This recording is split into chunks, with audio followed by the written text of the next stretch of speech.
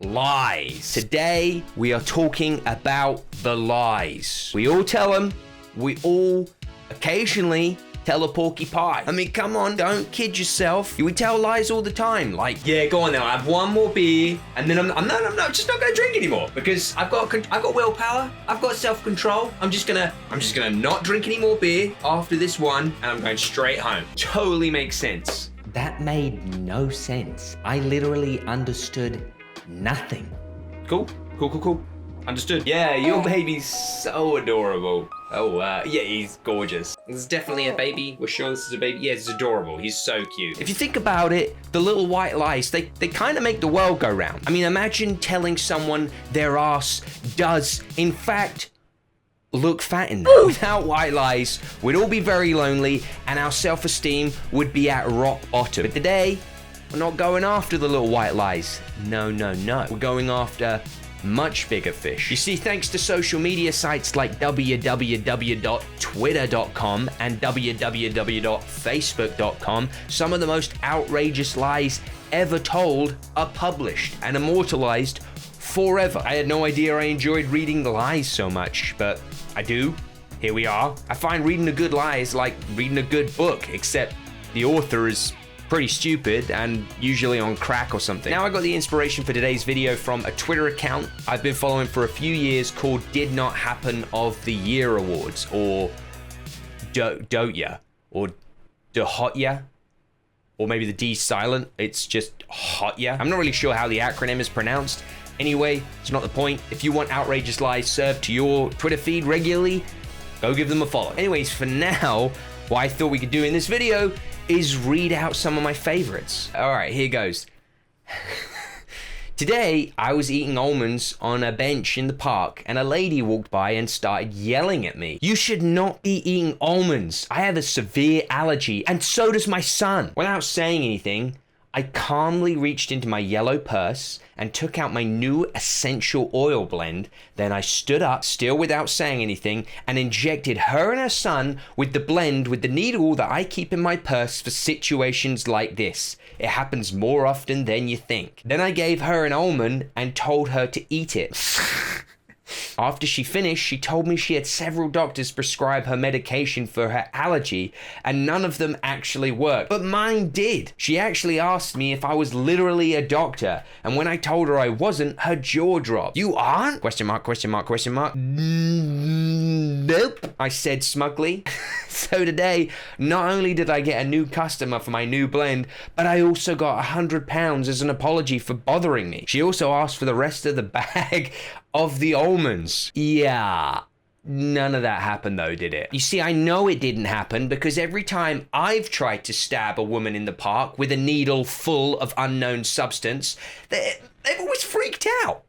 Start screaming and running away like I'm some sort of lunatic. All I was trying to do was cure their nut allergy. To these nuts. This whole post is clearly an advertisement for their new essential oil blend, which they claim cures nut allergies. Like deadly nut allergies. Doesn't that seem like a really ballsy claim? Of all the things to claim, protecting you from death seems like a risky one. Like if I messaged her back and I was like, oh my God, I have a severe nut allergy that causes death if I eat almonds. Please send me a syringe loaded with your new essential oil mix and a packet of almonds. Would she just be like, fuck it.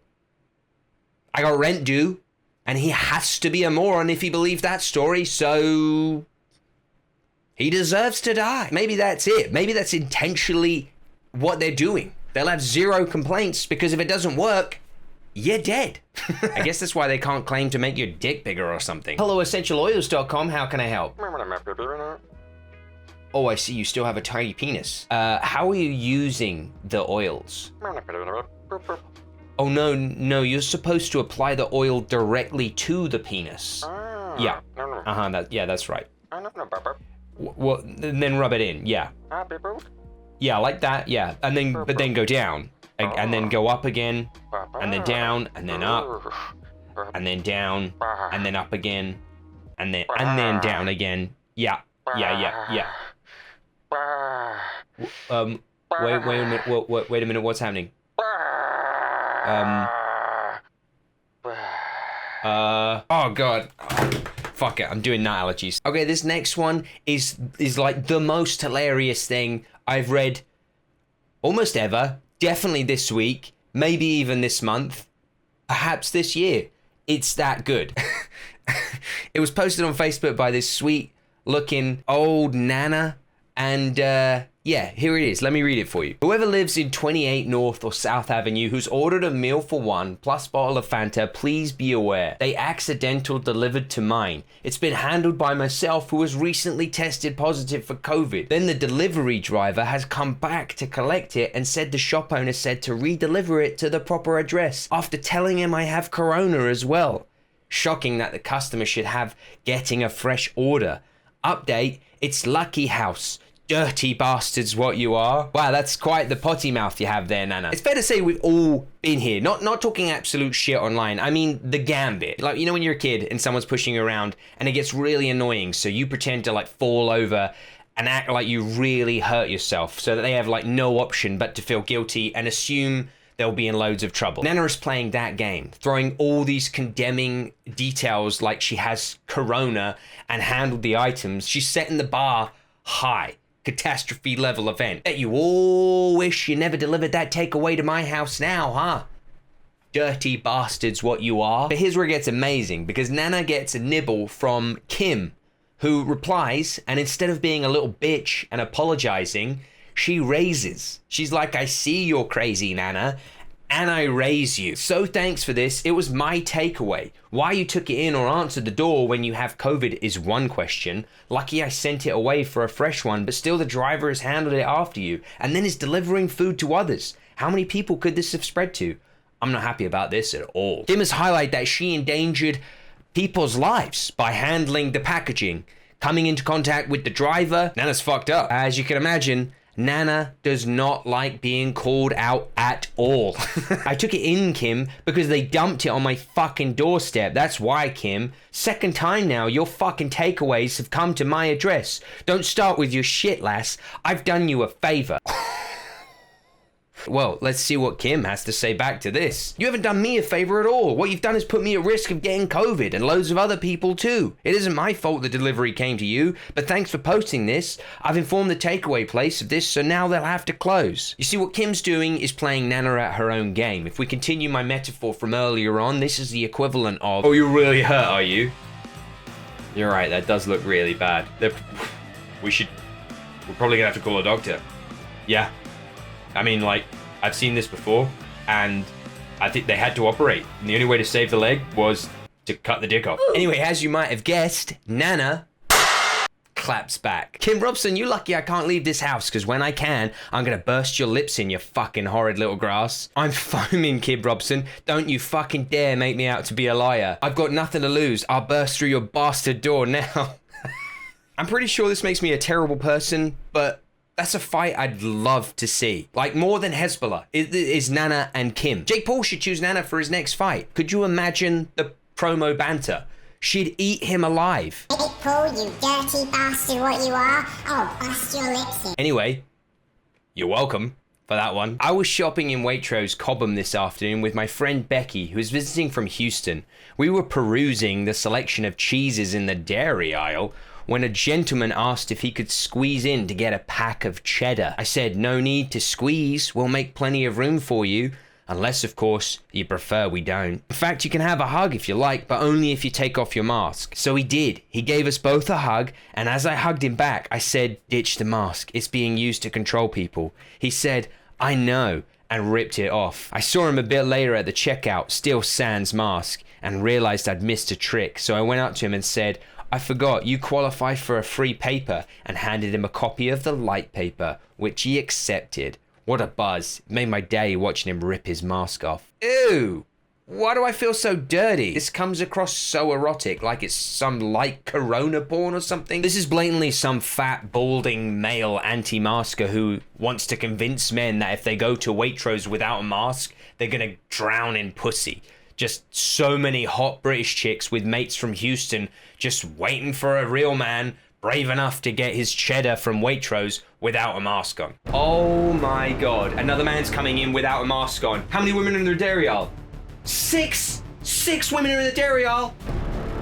We need to get everyone you can on a mop and bucket right now. Get them to the dairy aisle. This is not a drill. It's going to be gushing. What are you standing around for? Go! Get to the fucking dairy aisle. I mean, you couldn't possibly wear a mask even if you wanted to because of all the pussy that will be stuck to your face, like those aliens in that movie. Aliens. That was about aliens. This next one's a real peach. It's another Facebook one, which really seems like the home of crazy. When you see his Facebook, you know it's going to be fire. It's also in Eastbourne, which is where my wife is from, so that explains a lot. Need to share. Me and my 6-year-old Charlie were just shopping at Asda and people weren't keeping their distance and staff weren't doing nothing. So Charlie got out the line and shouted, "Everyone needs to keep 2 meters apart at all times." Then to make me even more proud, he took the elderly people out of the line and took them all to the front. A woman in the queue shouted, "We were waiting first." Without thinking, Charlie said, "With respect, ma'am, this disease is taking away our mothers, fathers, grandmothers, grandfathers. We need to do all we can to protect them as they are the most vulnerable, and this disease is spreading fast. I am sure their lives are more important than your shopping. So think with your head and not your heart, and be the change you want to see in the world." Suddenly you hear people in the queue gasp as they cannot believe that someone of Charlie's age could have so much intelligence and personality. A man in the queue turns around and said to me, "Your son is going to be the future leader of this country." Charlie overheard and came over and said, "Excuse me, sir, with respect, I do not want fame or money. My happiness does not come from a job or money. It comes from being the voice of the voiceless. I cannot be more proud of my son. I needed to share, not to brag, for awareness." Did he though? Really? 6 years old and he's jumping up on a shopping trolley, a cart for you Americans, and dishing out orders like Captain America. Okay, I'm gonna need a perimeter 3 aisles wide. I want everyone spaced out at least 2 meters. Get the elderly people to the front, and will somebody please shut that fucking woman up? With respect. Yeah, didn't happen. Also, who monologues like that? Charlie sounds like a Bond villain that won't shut the fuck up. With respect, Yeah. I do not want fame or money. My happiness. Shut up, Charlie. Shut up. Just shut up. Zip it. Shut up. That Charlie. What a rascal. Oh, this? This? Yeah, all changed? Looks different? Yeah, that's because it's hot as balls right now, and when I was filming this, everything overheated, and including myself, I was sweating profusely. The camera gave up and just packed it in, just called it a day, and I couldn't get it operating again. So I didn't get a chance to film my outro. I managed to film everything else, but I just wanted to pop back and say goodbye, because it felt wrong to end the video any other way, quite frankly. So thank you for watching. Hope you enjoyed it. If you want to hang out a bit more, by all means, come and follow me on social media. Give me a follow on Instagram. That would be appreciated. You might, if you're lucky, I'll post about once every 3 months or so. So it's a real treat. It's an account to follow. That's all I'm saying. And if you want to hear what I'm thinking sometimes, come and follow me on Twitter. That'll be fun. All right, that's it from Future Luke. I hope you're having a great time wherever you are, whatever you're doing. Look after yourselves, and I'll see you in the next video. See ya. Right, it's so fucking hot. I need to get this done, because even just this light and no fan and no window is killing me.